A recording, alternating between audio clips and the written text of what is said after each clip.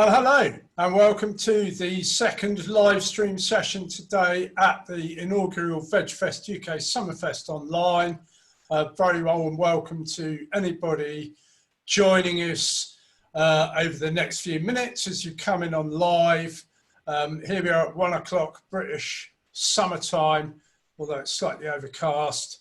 And we've got a fantastic panel lined up today. It will be available to see later on. The show will be remaining open for 30 days afterwards to catch up with the panels, and this will be available as a recording as from Sunday onwards. Please do visit the rest of the show while you're here. If you enjoyed the panel, the panel will be available, I think, for questions. There's some discussions, you can ask some questions. There's the exhibitors hall. Be very welcome to go and show some interest in the exhibitors, have a bit of a browse, maybe a bit of a shop, and do have a share around, please, and invite friends, colleagues and family to attend the VegfestUK Summerfest Online. It's free to attend. There's some excellent content. You'll find at least 8 presentations in the Animal Rights Academy area, which can be watched pretty much at any time. And then, of course, this live stream that is coming to you now live from the Animal Rights Show, hosted by our very good friends Roger Yates and the host Jeremy Hess. And without further ado, I shall hand over to Jeremy, the panel host today, and he will introduce all our panelists. I just want to extend my gratitude to all of you for giving up your time and coming on board and sharing expertise, information, inspiration, hopefully some good knowledge to take away. And Jeremy, thank you very much. Hey Tim, have we got to do all that? I didn't sign up to give all that. Expertise. We've just started and he's already taken off the rails. Comedy, I forgot to mention the comedy too. Yes, you get the comedy thrown in at no extras. Yeah, that's right. Sit down comedy. So yeah, there'll be sorry Jeremy, I didn't mean to it's good to know our show's off to its usual antics. So but yeah, the 5 of us have been helping to lead the show for a few months now. Wendy, Tom, Brad, Roger, and myself have all kind of come together. It really comes under the premise of just being inspired by Tom Reagan's work, the originator of rights-based animal rights, and just looking at the benefits of incorporating such an approach. And today is really geared towards the whole idea of, I know for myself, when I started living vegan, I was removing myself from the system, but then it's kind of a then what type question, what's next?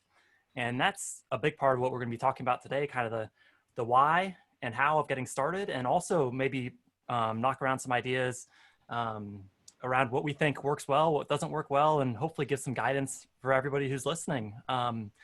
This might operate for our regular listeners. This may operate a little bit differently to our normal shows. It looks like the main way that participants will be able to interact with us is through a Q&A system. So if you are watching on Zoom, you should see a Q&A box at the bottom right. And if you click that, you should be able to type questions. I believe that'll be open throughout the show. So feel free to just chuck stuff in there and we'll try to address them as they come up. But really, the whole idea, we're really appreciative for VegFest to be hosting us through this. And the whole idea is to just kind of, we'll go around all of us and kind of share our personal experiences. And yeah, just kind of flow from there. I think we've kind of got a whole diverse array of experiences here. So I think Wendy and Roger have been at this the longest, and then Tom, Brad, and myself have been, relatively new to the game, around a half decade or so in. So I don't know, should we, any hands up for who wants to get us started? Well, I want to re-emphasize this thing about when you go to the bottom of your screen, I think you might see 2 things, which might be chat and Q&A. I think the chat will be disabled. I'm not sure about that, but I think it was. And so it's the Q&A box that you need to use in order to interact with us. And then I think the way it works would be that we would read out your contribution. So it's not quite the same as a regular animal rights show. It's just that this is the way we have to do it this particular week. So I just wanted to underline that. So it's the Q&A icon, not the chat one, that I think you have to use. Yeah. And if there are any issues, feel free to, those who know me can message me personally and let me know if they're having any issues. But hopefully smooth sailing. But yeah, just to start us off, I mean, I know for me, I started living vegan in 2014, and I was living in Singapore at the time, which has a different kind of climate, I think, than the UK where I'm based now. And I really kind of started with social media activism. I actually did a water fast just in my apartment because street-based outreach, I think you have to get a permit in advance, and it's, you don't have your usual groups that you might have in different areas to do kind of awareness building. So it really, I've in the last 6 years, I've really bounced around and tried different things, because I think that's for all of us. I think everyone here would encourage you to just get out and try different things, because I don't think we really know what speaks to us and what we think works until we give it a try. Jeremy, did you say water fast then? Yes, and contrary to popular belief, fasts do not go quickly. They go very, very slowly. Was that to gain publicity or to just attention seeking? What's going on? It wasn't meant to be that way, but on retrospect, this is the whole thing with trying different things out. In retrospect, I can approach these things differently, but for me, the whole idea was 22 friends and family basically lived vegan, the dietary aspects of veganism with me while I did a water-only fast. And actually a few people, I believe, started living vegan as a result of that. So it was really, I was new to veganism, new to activism, didn't really know how to get the word out. And I kind of said, well, you know what, if I can go without eating anything, hopefully people can, eat vegan. But I think we all know now that eating vegan isn't a sacrifice, it's a joy. But yeah, it's really, I think to me, it's all about being creative and trying different forms. I mean, because Roger, when you first started, was it Hunt Sabs that you originally got started with?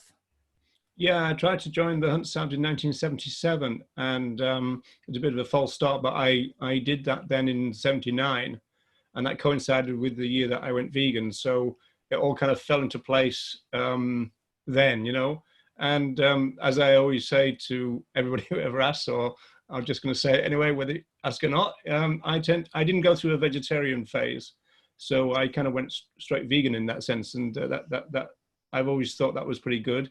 I am aware that a lot of people kind of say that they got a bit stuck in vegetarianism, and you see it on social media a lot, people kind of saying, I regret my vegetarian years. And that kind of brings up a movement issue in the sense that, veganism is a critique of vegetarianism and obviously animal use in general, but it's not an attack on vegetarians. I think that's an important thing to say on that one.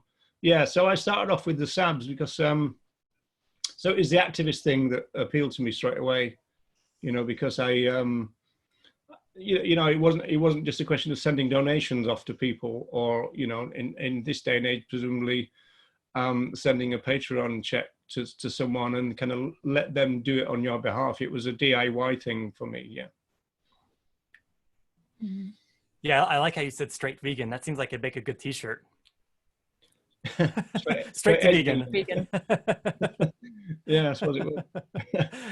So, I mean, in terms of what we're probably going to be talking about now, which is kind of like, things that work. I mean, I got involved with the Sabs, but I also got involved with the the local groups, the local grassroots groups. And so from the 1980s, really, I've been doing kind of stall work, and we had a whole series of different kind of stalls. We had a market stall. This is all in Liverpool now in England. And we had a market stall. We even had a stall which was a converted, kind of like a horse box. It wasn't that, but it looked like that. And, I had all the panels that just went up. And so you turned up, parked up and opened up and there you were.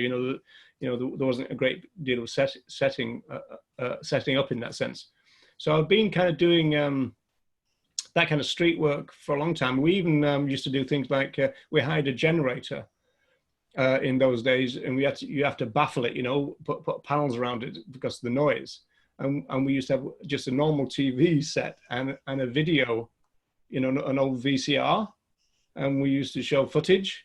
And it worked really well in those days. That was really novel in those days. We used to get a kind of arc of people watching, and then we used to give them leaflets telling them what they were watching, because we had various things. And it's really interesting because in those days we kind of really went for the kind of graphic stuff. In fact, there was something like a 7-hour badger baiting film that we got, which was absolutely horrendous.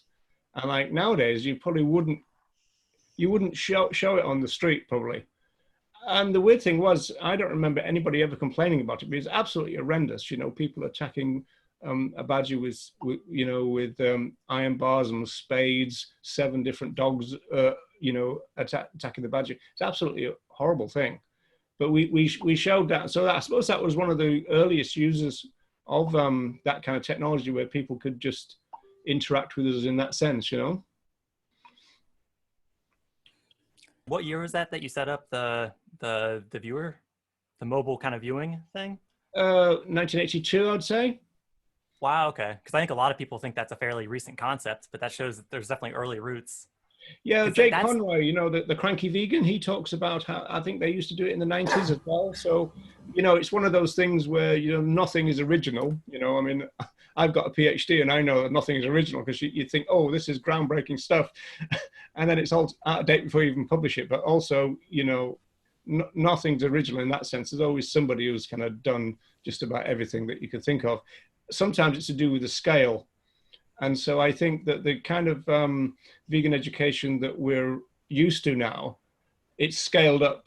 I mean, it used to be very, very peripheral in a sense. It was a lot more single issue type stuff.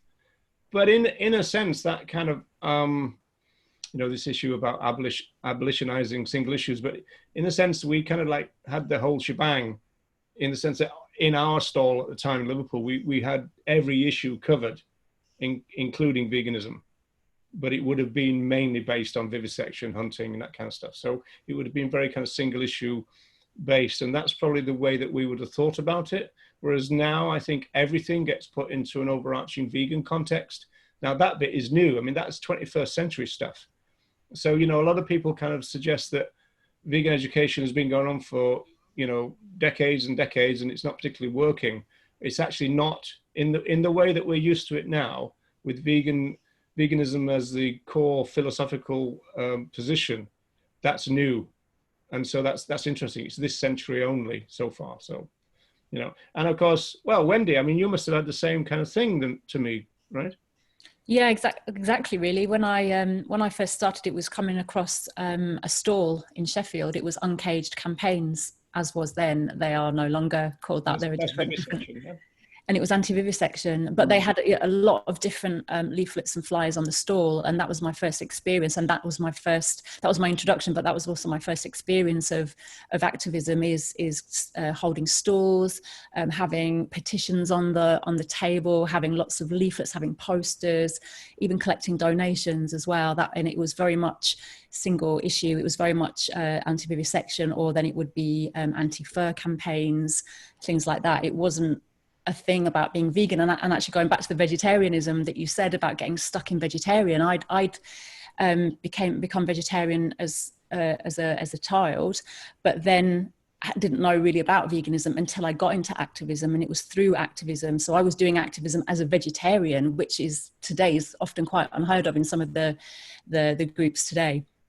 But I was doing activism as a vegetarian and gradually learned about the other uses of other animals through activism, and then became vegan eventually. But you do kind of look back and think, oh, why didn't I know about this sooner? Why didn't I do that sooner? So you were very fortunate not to have gone through that. But of course, we're all where we are, so we can't change that. We've all got different paths. Tell you one question that arises from that, I really want to ask you. As we're the two old timers on the panels, I suppose we shouldn't really watch it. Yeah, speak for yourself. This might be our last show. Kind of bring me into that age. I'm the boring old part of the panel. Okay, But do you think, Wendy, that You see, I mean, like we started in '82, but we went all the way through kind of like into the mid '80s, so that included like the miners' strike in Britain, and so the miners' thing was going on at the time, and there was miners all around us, kind of collecting and stuff, and we would give to them, and they would take samples and that from us. And in fact, in Manchester, there was even a football match, a fundraiser organised between the miners and the vegans, right? And the press called it the Beefies versus the Beanies, and the Beanies won 2-1, which was good even back in those days, you know. So in terms of vegan athletes and stuff, again, we tend to think that's new too. But the question is, sorry about the rambling question, but the question is, do you think that people really, generally speaking, were a bit more political back then than they are now? Yeah, I get that feeling just because it was quite a political time in the 80s. I mean, I didn't start quite as early as you, but definitely late 80s and 90s, it felt like it was a more particular political landscape, I think, for people. And I think, and I know Ronnie mentioned this on a previous show, in that I think back then it was almost easier to be an activist than it was to be a vegan. Vegan wasn't really such a common thing as it is now. And I think people got into activism because they felt, a sense of injustice about a cause, and then were probably led into veganism that way through being political, in fact. Whereas now I think people can become vegan because it's out there as almost a lifestyle choice, but are not necessarily that political or politically minded. So I think that's sometimes where we have that little bit of an issue, in that there are a lot of vegans who are maybe not active in terms of advocating for animal rights, even though they're vegan and they're living as vegan. So I do feel there has been a shift in mindset. The whole landscape feels quite different now, a different energy about it, I feel. Yeah, I'd say that. So the not so political Brad and Tom, what's your experiences? Well, present company with that introduction. Yeah. Actually, for me personally, I mean, I started living vegan in September 2017, and like probably I think all of us, I'm somewhat baffled as to how I didn't discover what it was to live vegan, the definition and the kind of scope of what veganism was before then. I do sort of look back and think, no, I wish someone had challenged me. I wish I knew more about this. But actually, I stepped into political activism first in the months sort of preceding before I became vegan. But that was more around, I guess I felt quite passionate about Brexit. And so I did get involved in some political campaigning. And I'd experienced some other changes in my life, leaving my career in HR behind. And I started to question things that I believed, and maybe I was more impressionable as a younger person to conforming to societal pressure, conforming to family influence. And when that kind of veil was lifted, I started getting really curious about politics, about other things I could do with my time, volunteering. And I kind of stumbled upon veganism almost just from my own curiosity. There was a few different puzzles in the jigsaw, which I know Tom Reagan likes to refer to, and that was visiting a vegan restaurant, meeting a vegan runner, meeting a vegan priest, having a chat with a friend who was vegan, and then watching Earthlings, all these kind of things which kind of came together and everything kind of crystallized for me. And then, yes, I became plant-based initially because I wanted to do it for health, but with it for a few days, and then I discovered the ethics of veganism largely through watching Earthlings. But it was mainly, I guess, finding the groups online, different groups on Facebook, and then going down YouTube rabbit holes of watching other vegans. And I kind of jumped into activism quite quickly. And when I look back, I realized there was a sort of hunger, and my curiosity was sparked, and there was perhaps a naivety in how I approached my activism, because I didn't know everything, but I felt compelled to get out on the street, talk to people, go to vigils, go to protests. I wanted to get out there and advocate, but I didn't really know much, if I'm being honest. So I've kind of, in the last sort of few years, I've I'm grateful that I found the space that we have here to sort of explore some of the more intricate facets of animal rights. Having read more about Tom Regan, and yeah, discovered sort of the broad, sort of rich history of veganism and animal rights, and that's, I felt, helped me become, I guess, a bit more informed.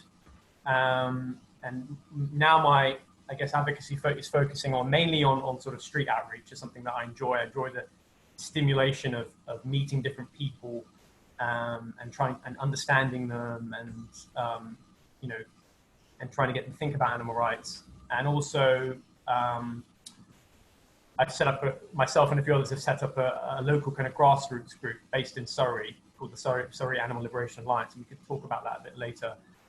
So I'm working on that at the moment, and then I've also done a number of talks to secondary school students, which I know Brad can speak on that as well, because he's entered that area.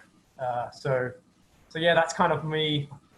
Well, my background. But yeah, you got quite a wide range of activities already in a way. You mentioned street activism, and you know you like it and everything. But did you feel a kind of pressure to do that? And because this is possibly a movement issue, you know, we're talking about ableism, and some people can't do that, and then they feel a little bit inadequate and stuff. And I suppose we need to develop a culture where if people can't do either what we can do and they can't, or we like and they don't, we shouldn't, as it were, as a movement, punish people like that. But I think sometimes maybe that's, do you think that happens, you think?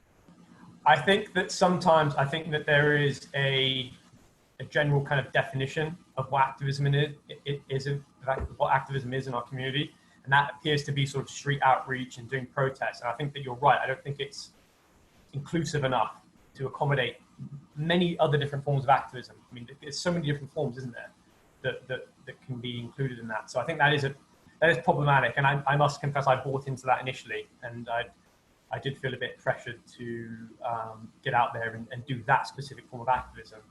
I mean, I know that one thing that changed was that at one point people would regard being and living vegan as a form of activism, even a form of campaigning, in the sense that you were doing something for the cause every time you ate, or every time you went to you know, to buy stuff. But also, of course, you know, that old joke about you know, the vegans will always tell you that they're vegan and everything. I mean, like, vegans tend to talk about their veganism, and so I've never known many, as it were, silent vegans. And so even then, by just explaining it to people around you, you're kind of campaigning, aren't you? Even, you know, even if you're not on the street and you don't feel like you're able to do that, you know? So, Well, I think the one-to-one interactions are often, you know, if you're, I had a haircut a few weeks ago, and I was talking to the barber about veganism, and that setting is really no different than talking to someone in the supermarket, talking to someone on the street, all these, you know, the conversations are quite similar. What did you say? Take care, this hair is vegan, you know? Yeah. Well, it pays to be ready for those experiences in day-to-day life, doesn't it? I mean, one thing when I was first kind of getting my confidence was just wearing vegan t-shirts. And even if people didn't engage with me, I could see them reading it. And it's just it's a nice, easy way to get started. But to be honest, I mean, maybe we can talk a little bit more about kind of communication strategies, but you have a few chats about it, and it takes some practice, but I think you can get skilled up pretty quickly. Because as I think you get used to responding to where do you get your protein pretty quickly. So there, you know, and yeah, because Tom, we kind of have you to thank for a lot of the show starting up, don't we? Because you kind of started a Zoom call kind of as a small group, and then we kind of just naturally followed that, and then kind of started doing them publicly, and you know, here we are. Yeah, it's Tom's fault, folks. I do all the work now. It's kind of grown, isn't it? Yeah. Actually, I got a very brief, funny story about a t-shirt, you know, the t-shirt idea, because I was, in Ireland, we've got not your ma, not your milk, you know, ma instead of mum or mom. And I was wearing that t-shirt, not your ma, not your milk. And there was a woman in front of me on the conveyor belt. She had a 2-litre carton of milk, and she laid it down and covered it over with all the other shopping. So, you know, to kind of hide it from me. So, you know, people do see them, and they do register what's going on. You know, one woman came up and said, does that mean what I think it means? I said, it depends on what you think it means. And then we ended up having a really long vegan conversation just based on the t-shirt. So Brad, what's your story, man? Well, brief summary. So as Jeremy said earlier, myself, Tom, in this game for about half a decade now, which sounds a lot longer than 5 years. So I will use that phrasing going forward, half a decade. I had my consciousness pricked, if you want to call it that. I didn't actually, I'd never even met another vegan before I started diving down this rabbit hole. It came about through watching YouTube videos of bodybuilders and gym goers. And there was a channel I was following at the time, and they decided to go vegan, or at least adopt a plant-based diet for a period of time due to something they'd seen about a slaughterhouse. And my kind of realizing that I didn't even want to watch this slaughterhouse video said all I needed to know. I'd always subconsciously known that our dealings with animals aren't right and are not fair, but I think I was very socialized with the idea of it being humane. That took a while for me to kind of break free of that idea that I'd been grown up to believe in. I never identified as a vegetarian, but I'd say at least dietarily, I made that transition over a couple of months, which apparently is not a long time. And when it comes to becoming more active, I think I'd always had this sense of wanting to be rebellious, wanting to kind of stand up against the dominant cultures. And I mean, what better way to do that than animal rights activism? My first action event demonstration was the Animal Rights March in London in October 2016. Never taken part in any sort of protest before, so I'll never forget how empowering that was. I think I might have even ended up crying at some point during the march, which I don't really do often. So it really, really affected me and really fired me up. From there, I went full kind of head first into activism, and I ended up organising street outreach events in central London for about 2.5 years. And as Tom alluded to earlier, I'm now looking into something that I believe to be more efficient, and that is school talks or university college talks. That's obviously been a bit hampered by the lockdown situation, but I did manage to hold one online presentation by virtue of working at a school. And it was a small group, but it was good to get the experience under my belt. And yeah, hoping to push on from that, really. That's a brief summary. Yeah, how have you found the process of like the school talk versus standing on the street? I mean, you mentioned efficiency. I mean, so it sounds like it comes across as a better use of your time in general. I think so, because when I'm kind of comparing the two ideas of let's say a cube or an Earthlings Experience event versus a school talk, first of all, for a street demo, you need multiple people really to make it work and to reach a decent number of people. Whereas a school talk, it can just be yourself, and you could have an audience of potentially hundreds, and ideally at least somewhat engaged audience as well, which we know isn't always the case with street outreach.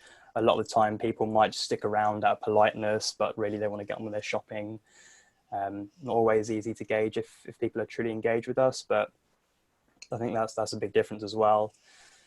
And yeah, as I say, time it takes to carry out these talk versus a street event. Street events can go on for 4, 5, 6 hours. How many people are you going to reach as an individual? Maybe 10 to 20 on a good day. Again, a school presentation can last under an hour, and you've reached hundreds. The only issue that I'm still working with, and I think Tom is learning as well, is getting access to the schools, to the education facilities to actually it's always a big problem. Host. Yeah. So that's something I'm still working out myself. Oh, Ronnie's here. Oh. Yeah, it's got a bit of noise pollution there. So we do have some contributions from the audience which we're going to address, but Jeremy first. Yeah, are you talking about sanctuaries, I think? Well, yeah, and I just on the efficiency point real quickly, it's interesting to me because I think most forms of activism have a catalyst, the content, and then the carryway, takeaway that you give to the person receiving the content. So yeah, when you contrast, and I think it's helpful to do this for all of our forms of activism is, because there's also direct versus indirect. On the street, you have loads of people passing that might be influenced, and depending where someone's at, that could actually be more influential than having a conversation. I suppose it's possible. Likewise, school talks, you could record, share on social media, and also have that indirect, after effect too. I know for me, might even affect the teachers in the room as well, not just the great students. point. Yeah, and then they go on to influence others, obviously, and as all of us can, I guess. Because yeah, I know I've graduated more towards the social media side of things, and specifically by supporting the local sanctuary. I've helped a number of sanctuaries over the years, but my local now is a Friend Farm Animal Sanctuary. And if anybody is near London, I highly encourage you to check it out. Obviously, it's a bit of a tricky time at the moment, but if you keep your eye on their page, you can see what they're doing out there. And for me, it's just, selfishly, it's great self-care because, I get out in nature, I get to spend time. I think as animal advocates, we oftentimes don't get to interact with other animals in any concrete way. If we do, it's possibly, over social media, and it may be more of the graphic stuff, not just seeing them as who they are as unique individuals, which to me is really the case for building rights, is just that individual unique personalities and those experiences that, are those interests that are protected by their rights. So I found it quite effective though from an outreach perspective too, because through short videos, I think we can quickly highlight their personalities, and that way, because it's not practicable for everyone to get to a sanctuary, especially now, but by sharing content on social media, I know that's what affected me the most. We talked about some of our main catalysts. I did the vegetarian thing, but when I was there, what nudged me to live vegan was seeing a separation of a mother from her son for her to be used for her milk. And it wasn't graphic at all. And that's what I try to do through my videos, is to really try to, because I think we perhaps overly focus on logic as a movement. And I think there's a huge emotional component to our ethical decision-making that is often kind of swept to the side.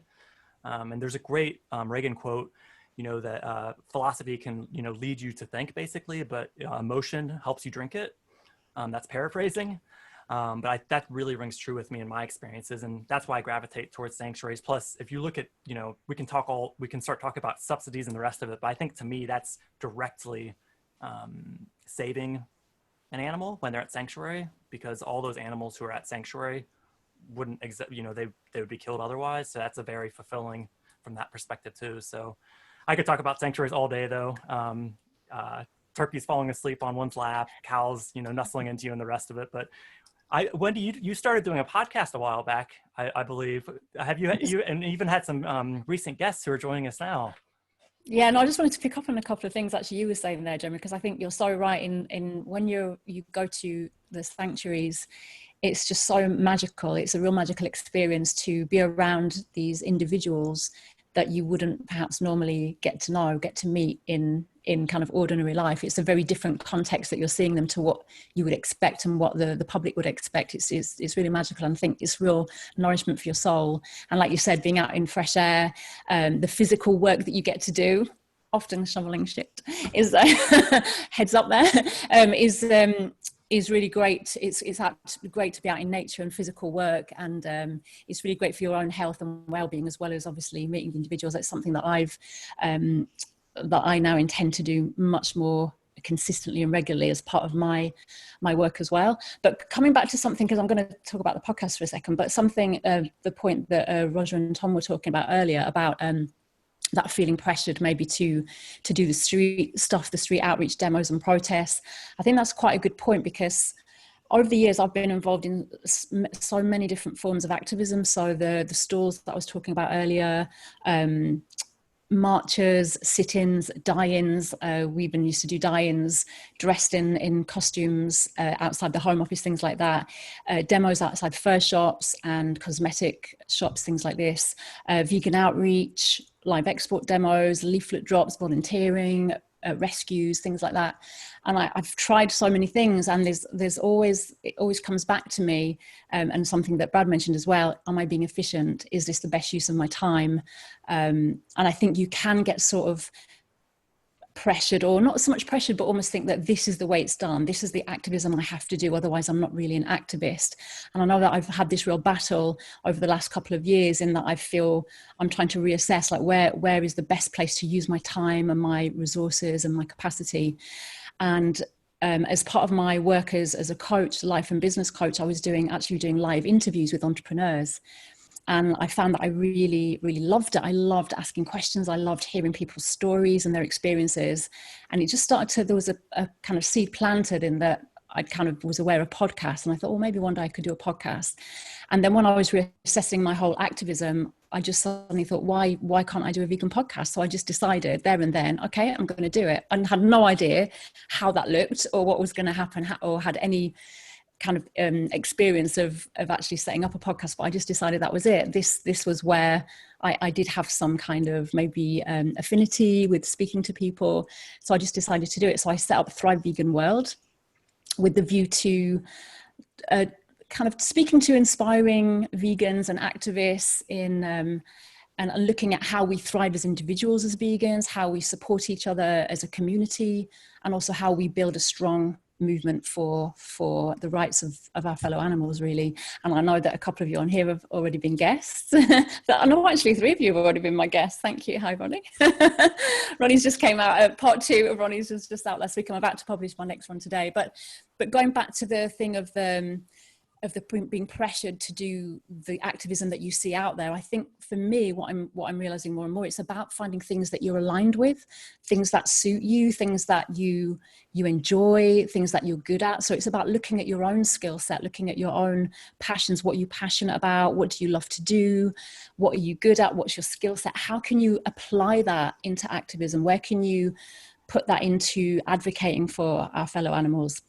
Another thing I love to do is write. So at the moment that's being expressed through social media posts, but I'm looking to further that and build my website and put blogs out there. So it's just, again, finding your own affinities and your own capacities, really. And if you're a quiet vegan, you know, like we were saying earlier, that every day there's probably an opportunity, even when people ask you about your dietary choices, you know, in this market. Or yesterday a woman came to my door.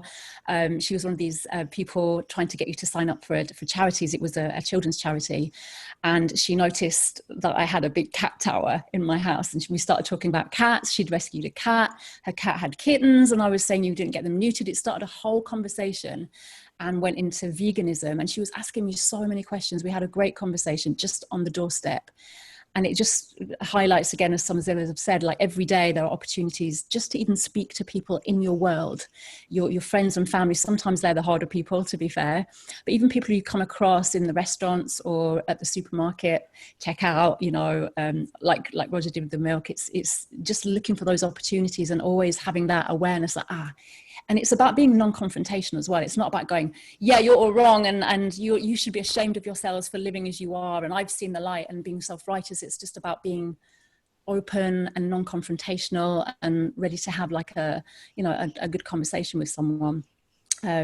So yeah, and something I know Ronnie's very spoken to me about on the podcast and on the show as well, is even if the one thing you could do is, if you're quiet and you don't feel like talking, is you can deliver leaflets.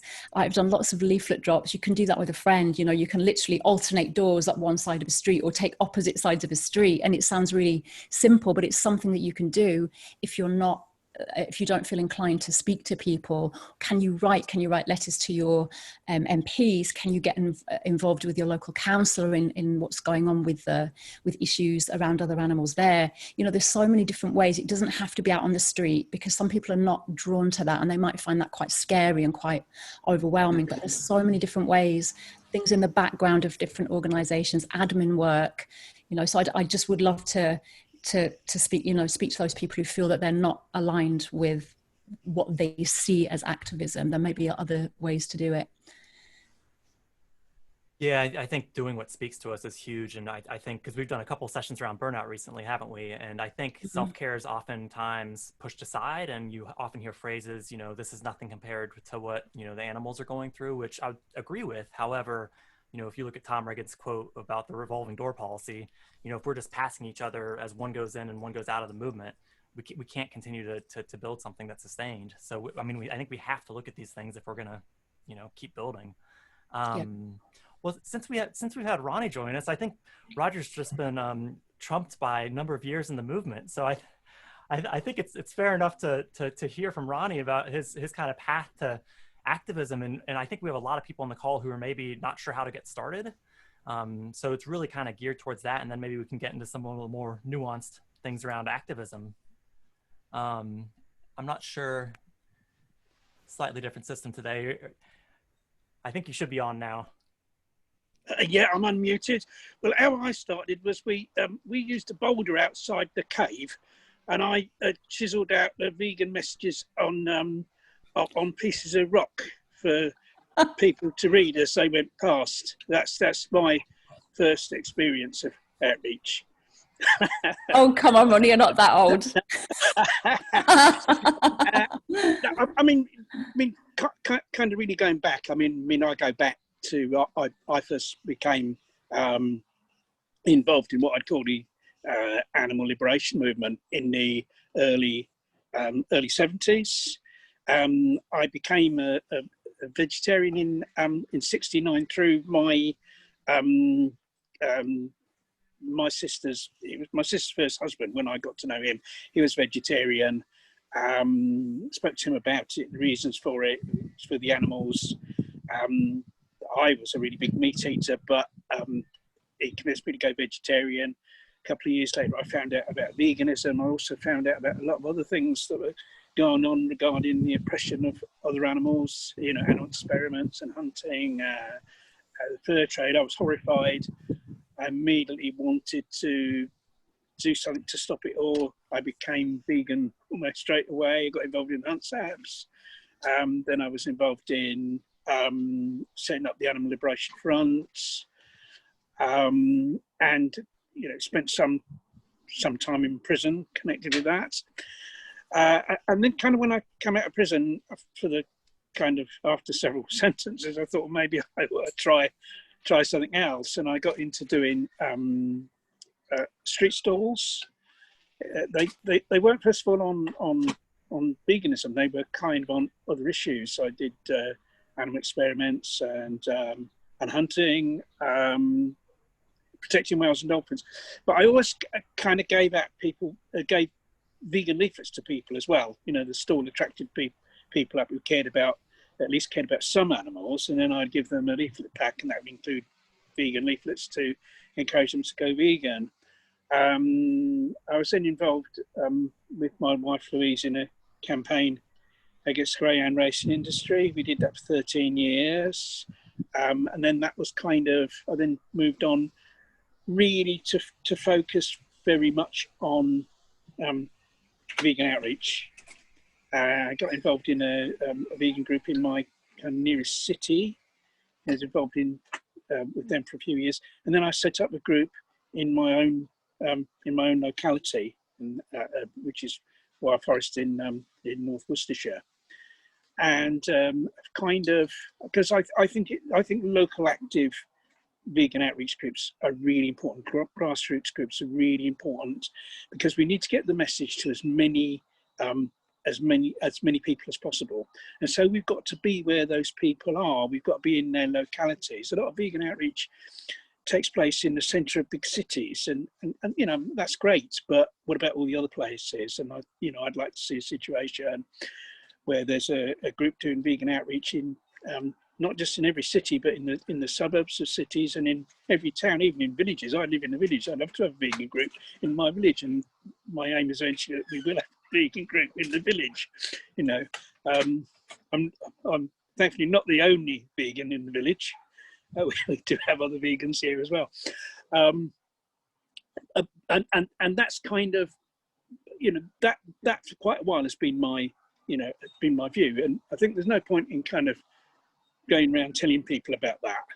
unless I'm doing it myself, unless I'm doing something to kind of show an example of what such a group could be. And that's what I'm kind of trying to do locally, be involved in building a really effective vegan outreach group, which operates on multiple levels. I mean, I agree very much that there's lots of ways of spreading the vegan message, and people can do that in all sorts of ways, and in some very quiet ways.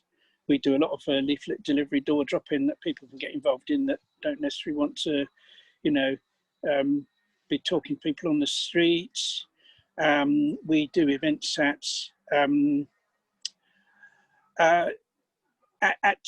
we do stalls at various events, not just on the streets. For instance, at a lot of the dog rescues have what they call fun dog shows to raise funds. I mean, obviously not at the moment because of the COVID-19, but when they did last year, and hopefully will again fairly soon. We have stalls at those events because, once again, you've got people at those events who care about some animals, and so we're trying to get them to kind of be consistent in their views and to become vegan. We do stalls at environmental events. We're part of a local kind of eco alliance, and so we get invited to a lot of events to do with the environment. We do stalls there. We do stalls at health events. So if you've got a vegan group, you've got there's all these aspects of veganism, isn't there? Or certainly aspects of eating a plant diet.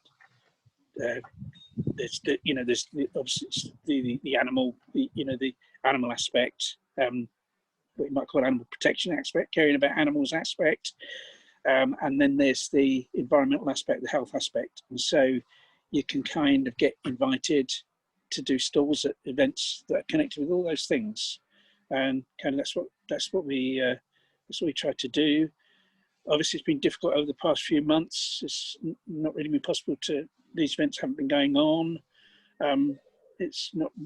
We've all been locked down, Ronnie. We've all been locked down. I'm kind of quite used to being locked down. Yeah, you've been locked up, not locked down. I've been locked up, so being locked down is like, it's like piece of history. Am I allowed to say that? But I'm kind of quite used to having a little bit. Let me ask you a question. Yeah, go on. Going back to one thing that Tom said, and we were talking about before, about the kind of in the kind of modern vegan community, there is certain things which count as activism and things that don't. Whereas, do you find, for example, that your events that are, say, indoor rather than on the street, and the door dropping would maybe enable some people who are not confident about speaking and not confident about interacting with the public so much, that would enable them to be activists too, yeah? Oh, absolutely, yes. Yeah, that's very true. It does, and we all say if people we do a lot of kind of food stores where we have samples of vegan food. I mean, we've got a kind of arrangement with our local Tesco where we do stalls in their foyer, and the stalls are promoting Tesco's vegan products. You see, like the cheeses and the plant milks and the vegan chocolate and yogurts and things like that. And so obviously they like it because it promotes their products, and we like it because not only are we able to introduce people to kind of certain types of vegan food, but also we're able to give them information about veganism, information about it, obviously not just being a diet, but being a whole philosophy. We give people literature, so it's a good way of like introducing people to veganism. So I had a lot of interest in that. A lot of people kind of want to know about it. It's a very good form of outreach, and really kind of any outreach groups could do that. Approach the local Tesco's. We have to speak to somebody called the community champion at Tesco, who's and that has personally organised these things. And that's a good way of doing outreach. And so kind of when we do stalls like that or other events, what we do is we'll say to people, look, come along to the stall. We don't really kind of initially expect you to do anything. Just watch what the more experienced people are doing, and then sort of learn from them. You know, we're not expecting you to be thrown straight to the front line. You can kind of hang back, maybe kind of, you know, chop up a bit of cheese, or, you know, fill up some of the little pots that we have the milk samples in, or something like that. You know, people can help in that way, and then learn from kind of other people. And what's happened is people have done that, and then they've got the confidence to speak themselves, and then they'll speak to the public. So even at events where you're kind of needing to talk to the public, not everyone has to do that. Some people can just be observers and learn from the others, and that's what we, you know, that's what we kind of offer people. But I mean, going back to the sort of importance of local outreach groups, because in my way, I think that kind of such groups are really the key to achieving animal liberation, because unless we educate really a large number of ordinary people about veganism, about the importance of going vegan. I mean, not just in terms of the diet, but the whole philosophy of being opposed to speciesism and human supremacism, and being opposed to the exploitation and oppression of other animals. And unless we are able to persuade really quite a large number of people to take that on, we're never going to achieve animal liberation. We're never going to have a world where animals are free from oppression by humans. And so that kind of education is like really important. And as I said before, the best way of doing that, I believe, is to have lots of grassroots groups that can take that message right down into their local communities. And so, but in order to have those groups, you have to have someone organising it. Nothing happens unless someone organises it. And I think what we have in the vegan movement is a lack of organisers at a local level. That it could be said there's a lack of activists. A lot more vegans could do more to promote the vegan message, even in a quiet way.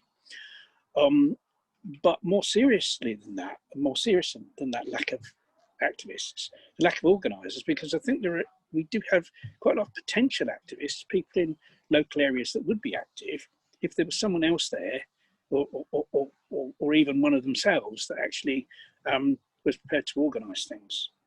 So kind of, as I sort of said in my speech at the virtual Animal Rights March recently, I think the key to achieving animal liberation is, you know, how many people we can persuade or encourage to become local organisers of local vegan outreach groups, local animal liberation groups. I mean, the groups don't necessarily have to just be to do with veganism. You know, those groups can campaign and educate across the whole spectrum of. It's kind of like what you're. Yeah. It's kind of like what you're saying around observing others communicating. I find that with organizing, because I know before I started organizing, I was actually observing. I mean, took one event of someone organizing another event, and I said, "Oh, actually, this is, you know, something I could see getting into." Because you're right, unless you have that kind of home base for somebody to kind of get started, how do these, you know, how does the only vegan in the village, you know, kind of set up their own outreach? Yeah, I mean, I'm surprised. I mean, the village I live in it's not a small village; it's a fairly large village, and we have got quite a few vegans in the village, which is good. So I'm not the only one. I thought I was the only vegan in the whole area, or myself and Louise, my wife, were the only vegans at one time. But when we started the group up, we realised that there were a lot of other vegans, and that was good. So that's really important. And what's kind of I've been involved in starting just recently is it's a group called the Animal Liberation Coalition, and it's a kind of Facebook group just at the moment. And the idea of that is to bring together all the grassroots, independent, local vegan outreach and animal rights groups, to have representatives from those groups in another group where everyone can communicate, because we haven't had that kind of situation for a number of years. Like, you know, like for instance, you know, Roger will remember the Animal Rights Coalition that I think kind of probably faded away about 15 years ago, and that was a way through which, you know, local groups could communicate, and there were, we used to have regional and national meetings, and there was a newsletter.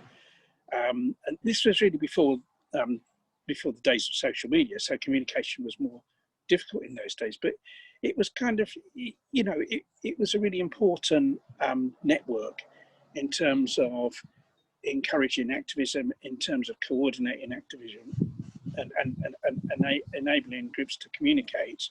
And that faded away, and I think we kind of need that again. You know, we need a network of local active groups, and so much easier to do now that we've got social media, and you know, people can have meetings like this wherever they are in the country. People can meet over the internet the way we're doing now, and so that's something I've been involved in setting up recently. Roger's involved in it as well. So you're really saying, Ronnie, that it's not that the model of vegan education is failing or flawed. It's just that there's not enough of it going on, and so it's a question of trying to get an initiative now where we can kind of grow the grassroots. Which, after all, in most social movements, the grassroots are seen as the backbone of the movement. It's no different in the animal liberation movement, and so therefore it is just this question of kind of how to do it. And then, in a sense, if we can, I think if we can facilitate and enable the grassroots, then they can decide what kind of activism that they want to do. It wouldn't be a question of a prescribed set of things to do. It would be more like a question of exposing them to the, you know, the history of what's been done, and then they can try them out, I suppose.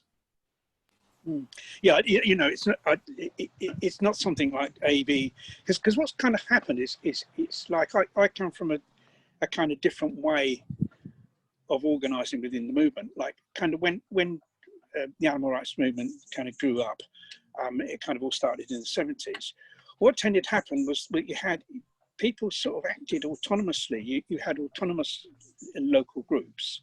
The focus wasn't really on vegan outreach in those days, but you know, a lot of it was on, you know, anti-vivisection and against the fur trade and stuff.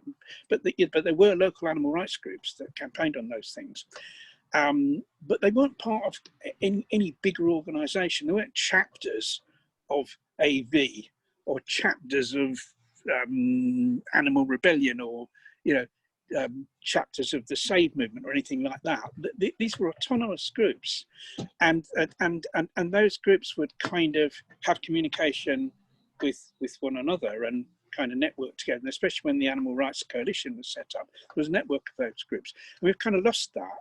And I think it's really important to have that, where, you know, these kind of autonomous grassroots groups can have, you know, can kind of come together, because a lot of people now sort of coming into activism think that, well, the only activism is like AV or Save or whatever, when it's kind of not. You know, there's all these, you know, active local grassroots groups. We need more of them, and we do have quite a few already, you know, mainly in cities. And I think it's important that kind of we have our own network for the autonomous groups, so people can kind of get involved in that and get involved more locally, instead of sort of thinking that they have to go quite a few miles to their nearest city to, you know, stand holding a computer screen or something. Well, I mean, we're talking about a different mindset that we're trying to develop. We're going to have to move on. I think, Tom, you wanted to say something, and then we need to go to Q&As, I think. Yeah, Roger, can I very quickly say something before I go? Before we boot you, you mean? No, no, what I wanted to say is, if there are people listening to this who are organisers of, you know, local animal rights groups or local vegan outreach groups, to kind of, if they can get in touch with me, because we're looking for people like that we can join to the Animal Liberation Coalition, and there's still a lot of them we don't know about. So if anyone listening to this can do that, it'd be brilliant. Yeah. Okay. Thanks very much for your contribution, Ronnie, as ever. Tom?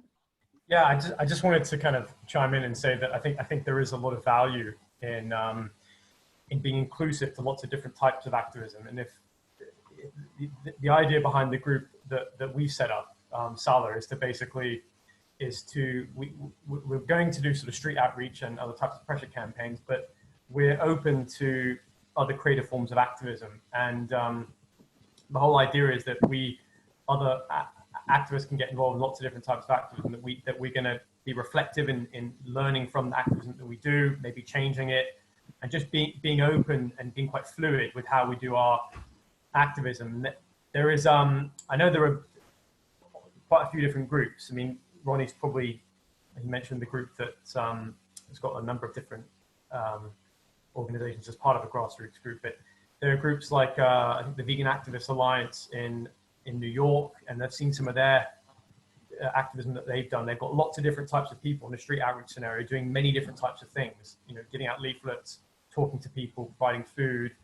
Obviously it doesn't have to be street outreach, but I think there is just more value in being open to different types of activism and allowing, you know, kind of facilitating that creative process and reflection, which perhaps is more difficult in some of the more professional groups in which things can be a bit stifled. Tom, can you give the full name of your group in case there's somebody from the region who wouldn't necessarily get it from Salah? Yeah, sure. So our name is the Surrey Animal Liberation Alliance, and our website is sal-alliance.org. So if there are any soft Southerners listening in, you can... Yeah, it's a great website. I had a look myself. It's really well designed. And I think that's the key, is just trying different things. Another thing just to check out real quickly is New Vegan Support Online. I mean, I help support Challenge 22. And if people aren't really ready to talk to people in person, that's a great way to be kind of, they actually offer free training. And then you get basically connected with people in small groups that are keen to start living vegan. And it's perhaps a bit less confrontational. And I think they do a good job to create a unique space in social media that's not as judgmental. With that, we do have some questions, unless there's... Yeah, just one more thing I think might be worth. Ronnie, how should people get in contact with you if they do have a local group to organise? Yeah, the best thing to do is... I suppose I could. Yeah, the best thing to do is because the groups are Facebook groups, so kind of, and most, if not all groups do have a Facebook presence. So best thing to do is contact me, message me on Facebook.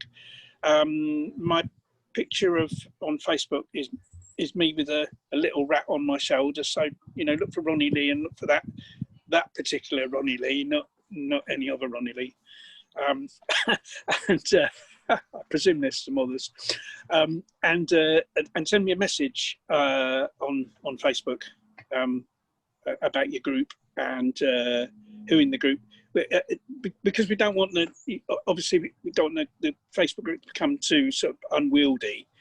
What we're doing is each group can have 2 reps on the Animal Liberation Coalition Facebook group. So people can kind of message me, let me know what their group is and who would like to be involved, then that would be brilliant. Good stuff. Oh yeah, and I think the first question we had, thank you for being patient with that, but the question reads, the race for coronavirus is apparently skipping the animal testing phase. How can we use this to further elimination of vivisection? Which that's been a topic that's come up on the shows a little bit. I think it's an interesting time in history, isn't it? Because it's almost accelerating things. And if we can skip that part of the testing, it can kind of show that we don't need it, which I think those of us who have looked into it, it's what 90+% of tests on other animals don't actually, you know, they fail anyway when they make it to human trials, because we're not rats or beagles or all these other species. So we don't interact the same way. Interesting thing. I mean, Wendy, you're probably the most who are doing work at the moment with vivisection. So were you aware of this thing because we've always assumed that would be going through the labs, right? You're muted at the moment. That's handy. I think there's been a mixture of both. I think initially, because of the panic, they were kind of speeding things and kind of bypassing sometimes the experimentation on other animals. But now that's not the case. There's like billions of pounds and dollars being put into the kind of search for a vaccine and cures now. So other animals are definitely being experimented on. So I think it's been a bit of a mixture. I think in the initial phases, there was a bit of a, oh, let's bypass because we're just speeding to try and get this vaccine in a hurry. But something came out, I don't know if any of you saw this, I shared this on my page actually, that there's yesterday Animal Free Research posted that they'd written, along with Safer Medicines Trust and the Alliance for Human Relevant Science, they'd created an open letter along with the Guardian as well, and this is on my page. I could share it somewhere, maybe on the Animal Rights Show page as well. So they're calling for a change of mindset and a clear timetable for regulatory change to enable accelerated development of medicines which are likely to be safer, more effective and cheaper without the use of animals. So there's a whole open letter there. So I think there are bodies out there that are really pushing for this systemic change, to kind of really, and I think this has been a great time for that because of the incidences where obviously we have bypassed the experimentation on other animals. It's, I think they've kind of capitalized on this a little bit and said, well, we can do it. And obviously, if you're going to do it, and when you're trying to rush out a vaccine, why are you not doing it anyway? They're trying to highlight the flaws in the system, really. So that's really, really interesting. But it is, unfortunately, it is still going on, the testing. So, yeah, but that's a good breakthrough, I think. The real danger would be that if they do rush it, which is a dangerous thing to do, and then there's a disaster, it will be blamed on the fact that they didn't do vivisection. And so, we might get a kind of repeat of the thalidomide problem. Mm. So that is a danger there. So, Jeremy, should we go Q&As? That was the first Q&A. Oh, sorry.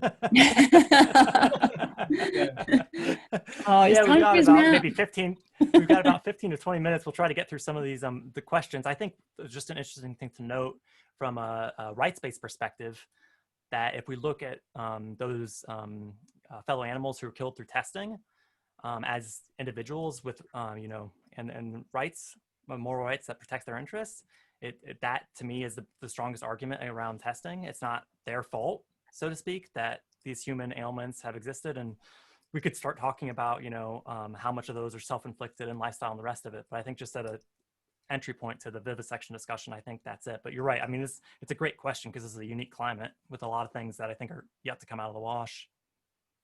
Yeah, that's one thing that I'm really, just to pick up on that, sorry, Jeremy, that I'm really strongly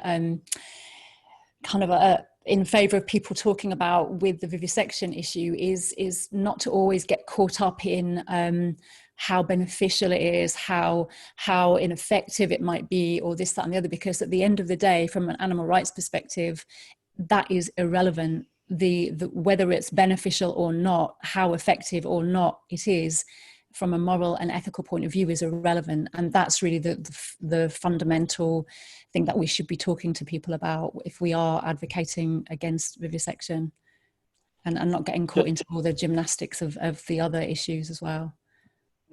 Yeah, what we have to remember is is just to say that there is an animal rights position on that, and there's also a scientific anti-vivisection position on that, and then people can separate that in their minds. It's fairly easy in that sense. So you could talk about both, but you don't mix them up, if you like. Mm. Yeah, and I think just going through the questions, there's a question about diversity, and one of the things we try to do at the show is invite anyone. So the cool thing about our regular shows is anyone who shows up can contribute. So it's an open platform for all who are interested in respectful solution-based dialogue. So to help us with that aim, I mean, invite your friends. If you want to speak, or someone who would like to contribute, everyone's welcome to really help us foster that. An interesting question around language here, around they noticed living vegan, and they're used to the phrase become vegan. And I think we certainly don't have enough time to we've done 2-3 hour discussions on language. I think from my perspective, I moved away from going vegan because we're not necessarily going somewhere, being vegan, because I think Roger had some, I think, an interesting perspective around this, but that we're kind of vegan at the core, and it's just kind of discovering that.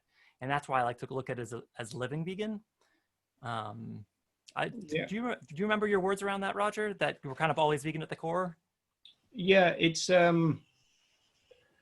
interesting now. I suppose people have got used to the thing about go vegan, which is the main claim that people make rather than going vegan. But, you know, and so you've got a kind of go vegan. There was some, we noticed that on the streets in Dublin, there was some pushback in the sense that go vegan was almost like an order, and it was seen as a way for them to, oh, you know, you people are telling us what to do type thing. Whereas we thought that be vegan or live vegan wasn't you know, I mean, it's a subtle point, I suppose, but we just thought that it was an improvement in terms of claims making. You know, the general point obviously is that social movements are claims makers, and so that means that we make claims within the public arena, and of course they've got to be received by the audience, and if they're received badly, then you've got a problem.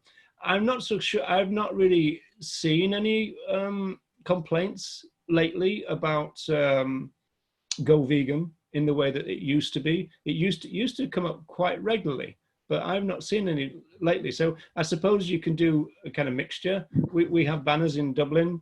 Most of them, I think, say live vegan, and some say be vegan, and some say go vegan. So I think you can probably mix and match nowadays, but it is an interesting question. And the least favorite of those for me would be go vegan. I prefer the other ones personally. Yeah, it's all about interpretation, isn't it? And you mentioned it's a subtle point, but to me, language is, I mean, it's a continual pursuit, but it's perhaps the easiest thing we can do to really maximize our impact. And it flows across everything, a conversation on social media, on the street, our signs on messaging, what we're giving to the press that goes out after we do a demo across the board. The next question is in regards to, as an ethics and philosophy teacher in secondary school, veganism is an issue that should be allowed to be aired in those departments. Students are examined on activism and the moral duty of those of faith and not.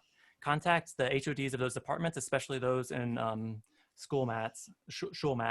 You guys rock. So just kind of talking about how to gain access in schools. I'm not sure, Tom or Brad, since you have more experience with that, if you wanted to share any thoughts specifically around that. I think that yeah, it's probably better to contact the heads of departments or the teachers themselves. I did listen to a talk from James Wildman recently, who delivers talks in America, and he said that it can be actually problematic if you contact the headmaster or headmistress of the school, because they will usually or principal, I guess it's called in America, they will flat out refuse. So if being pragmatic and a bit sort of tactical then I think Nat would be right with that approach. Obviously, she knows more given her background as a teacher, but yeah, that makes sense to me what she says. Thank you. I would also say to Nat, if you do have any more tips, then me and Tom are very much interested in how to access education settings. So if you've got any more tips for us, please do drop a message to the Animal Rights Show on Facebook or Instagram. We'd love to hear from you. Also, another thing with school things, age sensitivity is very important. You know, you've got to be aware of that, especially because schools are in loco parentis, and so they are worried about people, you know, students being upset and going back to their families being upset because they can get the flack. So age sensitivity and sensitivity across the board, really, in terms of what you would show them, what you would give them, that kind of thing. It's very important. And with that, schools aren't the only option. Sorry, Brad, go ahead. No, I was just going to say, Tom and I have seen each other's presentations, and correct me if I'm wrong, Tom, but neither of our presentations include any graphic videos or imagery, which is what schools are probably assuming, you know, the kids are going to be bombarded with. But I would say you don't need to show these videos to make the case for animal rights. So if you can avoid showing such graphic images, do so, because that's probably going to be a hurdle to access in the schools. Yeah, and the very important point there is that if you do show graphics, then you're very likely just to end up in a welfare argument, which we want to avoid in the first place. Yeah. Perhaps, yeah. And I think it's not just schools, because I know I've done talks at like humanists and skeptics in the pub groups. And a lot of those right now in the pandemic setting, they're probably a bit unsure of what to do because their events have probably been canceled. So if we reach out and we have the know-how, I mean, we have a platform, we do these shows regularly. It's really just connecting the both sides of the discussion and making them happen. Yeah, the next question is one near and dear to all of our hearts. You all seem very influenced by Tom Reagan. What is the key book of his that you would recommend. I dove kind of straight in. I'm sure Roger planted this question.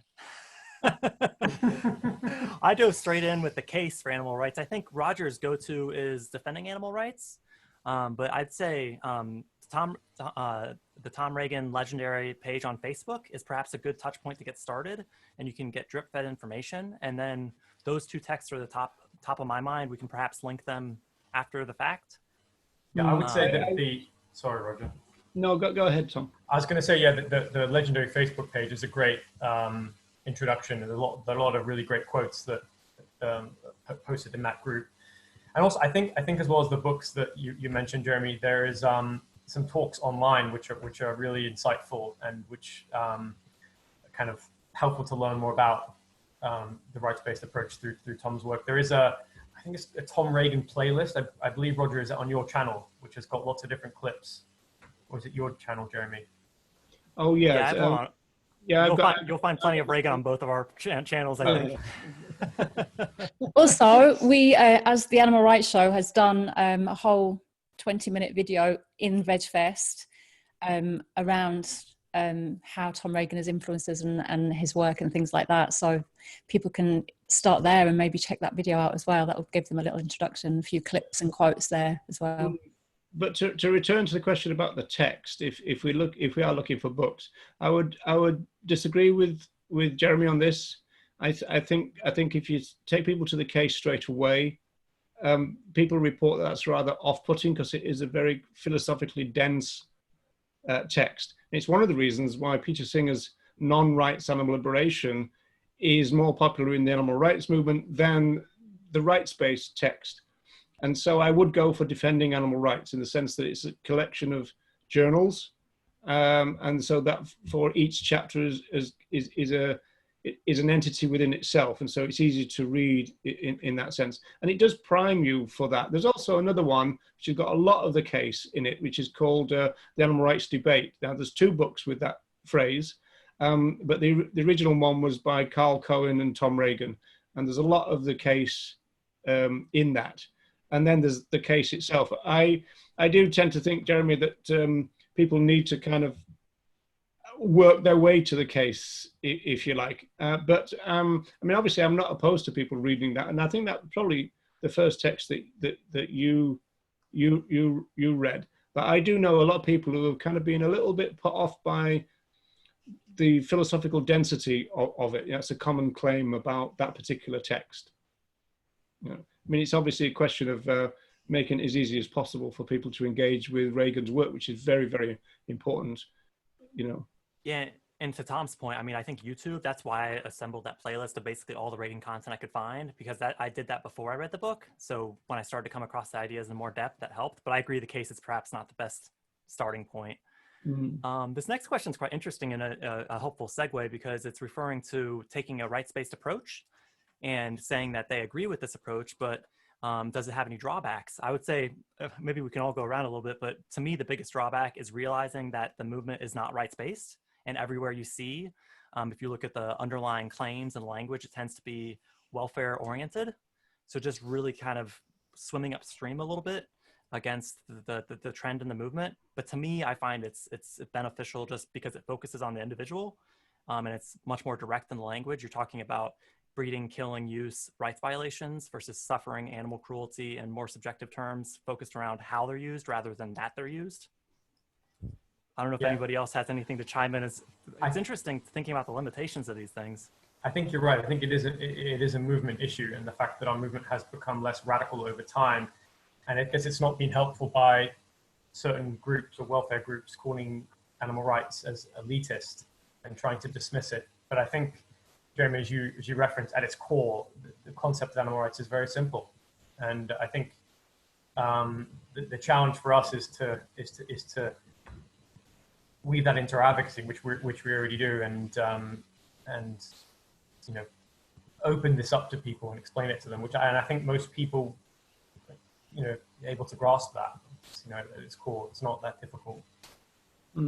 One claim against rights, and I think Ronnie would make this even, would be that some people might regard rights talk as a bit abstract, And, you know, obviously everybody thinks they know what they're talking about when they're talking about cruelty. Whereas, it takes a little bit more explanation perhaps to develop the case for animal rights rather than talk about cruelty. But that's what we want to do. We want to talk about the case for animal rights if we're developing a rights-based case, obviously. And so this is where we do have a bit of confusion in the movement, in the sense that people have, in a way, taken the easy road and gone for what people already know. But even that is a problematic idea, certainly sociologically. Everybody seems to think that they know what cruelty is or what humane is and what, you know, cruelty-free means and this kind of, but these actually are very problematic concepts. Whereas in some senses, rights cuts through that.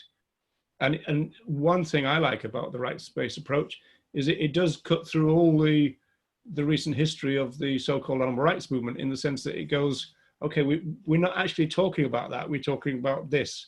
So, you know, and we can obviously see where they're coming from, but we want to say, well, this is the case for animal rights. So if you want to engage with that, then this is it, without confusing them with welfare talk. And at the moment, there's a lot of confusion, which is, you know, there is a lot of welfare talk with like a vegan label attached to it at the end. And that is confusing too. But yeah, I mean, obviously that's what we're all about. The Animal Rights Show is about promoting Tom Reagan's work and promoting the entire idea of a rights-based approach, which kind of cuts through all the welfare stuff, you know. I think picking up on something you just said there, Roger, I think one of the drawbacks can be when you're actually in a conversation with a member of the public who is so socialized into welfare and cruelty and treatment of other animals that they often will try and steer you, because you will talk about rights violations or the end of use, but they always draw you back to, oh, but what if we, you know, what if we can treat them better and we can make their lives a bit better, and they kind of pull you back there. So it is like Jeremy said, swimming against the tide there. You're not just within the movement, but within the conversations you have with the public, because it's not in their awareness a lot of the time what you're even talking about in terms of rights. It's always cruelty and treatments and suffering and abuse. So I think I think the problem there, actually, Wendy, is the movement's problem, in the sense that I use the metaphor of a slide, you know, that things slide into welfare. Now, the public are going to do that almost automatically because that's all they know. Politicians will slide into welfare any given opportunity because they can't legislate for animal rights, but they can for animal welfare. And so, but, you know, in the movement, the discourse of the movement and the claims making the movement will often slide into welfare as well. I mean, going back to COVID, you know, it's wet markets and factory farming, you know, and so there's always this kind of tendency, almost like a tradition of going for the things which eventually lead to kind of welfare, because it starts talking about, oh, that's cruel because of the overcrowding, so it's factory farming rather than animal use. So we're not good as a movement of keeping these ideas separate either. And that's what we're trying to, I'm not going to say correct because it's a bit of an arrogant phrase, but we're trying to point out the fact that there is another way of doing, in the same way as that we're talking about the vivisection thing. You know, you can say, okay, well, there is a rights-based position and there is an scientific anti-vivisection position. Well, there are welfare positions or new welfare positions, but there's also the rights-based position, which, for me anyway, I always use the phrase, it cuts through all of that and gets to where we want to go. And we then say what we want to say. Other animals have rights. Their use is a rights violation. That's ultimately our core claim. And that's what we want to say.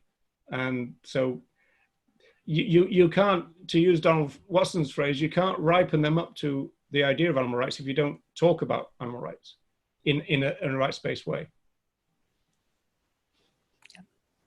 Yeah, and I think there's a few more questions which we didn't get a chance to get to. However, we do have a chat room feature that if you go into the platform and then go to chat rooms and Animal Rights Academy, we'll continue to answer questions there. And there's, you know, we can be there all day, I think. So it's just an active space. There is a time reserved, I believe, at 6 p.m. specifically for a really interesting chat, provocative chat that we also encourage you to check out on the on-demand section of this show is of the AR Academy between Declan Bowens and Harold Brown that Roger hosted that was, ex-farmer to vegan activist, which they'll be doing a live Q&A there in the chat room. So encourage that. Yeah, it should be really good. It's a very interesting thing. If you do check out their, if you go into our videos, which should be, as it were, in the page below, scroll down into the pre-recorded videos, it says, I think it said animal farmer to vegan activist, something like that as a title. So it's me, Declan Bowens from Ireland, and Harold Brown from the United States. And it's a really, really interesting discussion about, if you like, their journey. But they also, at the end, they talk about COVID and slaughterhouses and meat plants and why that might be the epicenter. And the kind of thing that the mass media at the moment seem to be a bit reluctant to talk about. They talk about the meat factories, as they call it, closing down, but they're not talking about the core fundamental reason why it might be there more than anywhere else. But they do talk about that because of their farming background. That's what they're focusing. It's really interesting. So they will be there at 6 o'clock. Yeah, please attend that. It'd be great. Yeah, and otherwise just follow us on the Animal Rights Show on both Facebook and Instagram. So you can find out when the next show is. We do try to put them on every few weeks now. We're experimenting with time frames. But honestly, just thank you for everybody listening and everyone on the call itself who's made contributions. To me, this is where the future's at, is bringing us together and collaborating on ideas and supporting one another. And I think with that, I think Tim had some closing remarks. Mr. Barford's back to close us down. I've been lurking. I've been lurking and listening. And very interesting too. And thank you very much, all of you contributing. Ronnie, very nice to see you. I was listening to you and reminiscing about the 80s and the 70s indeed. I remember the very day that your lockdown started back in 1987. And it's great to listen to both, people with experience, people who are up and coming, people who are joining. And importantly, I think people from across the globe. I saw you had a few questions from activists in different countries. We're very lucky to be able to produce these shows here and do these contributions. We're making them free, and I'm very grateful for Roger and Jeremy, especially for doing the Animal Rights Show, because it's important, I think, for activists to just get that understanding of a rights-based approach, because it does underpin, the vegan way of life, and veganism in many respects becomes a set of lifestyle choices and a discipline based on that basic understanding that animals are not ours to use and that they have a right not to be used. So I'm very grateful for all of the people who put time and energy over, especially the last 50 years, particularly, to develop that and to maintain that. And I think that now it's becoming an established kind of understanding. It's indeed sort of protected by law to a degree, and following the rulings earlier this year. But tremendous credit to all the activists who've done this. And I know we argue and we sort of, we can be quite a disjointed movement at times, but at heart, I think that's because there's just this deep underlying passion to do something about the appalling state that we see animals in. And, that passion can spill into what appears to be division, but actually at heart we're united to try and end this. And it's just so inspiring to see this actually beginning to happen in large areas of the world. There's big developments happening. So thanks very much for all the panelists. Thank you very much for listening. And I hope it's inspirational. Good luck to all the activists. Thank you for getting out there, whatever you're doing, standing up for animals, people and the planet. If you've enjoyed this, please do visit our Friends of VegFest page. Try and keep this whole thing running. And do go and have a look at our exhibitors too. And just to remind you that this will be available for another 30 days afterwards. It will be available in about a day as a recording. It should be available tomorrow, and you'll be able to access it for another 30 days on the platform here. We hope to see you again. Thank you very much, George and Jeremy, for your contributions. Thank you very much, everyone. And we'll say goodbye now. And see you hopefully in the chat rooms later. Thanks, everyone. Team effort. Bye, everyone.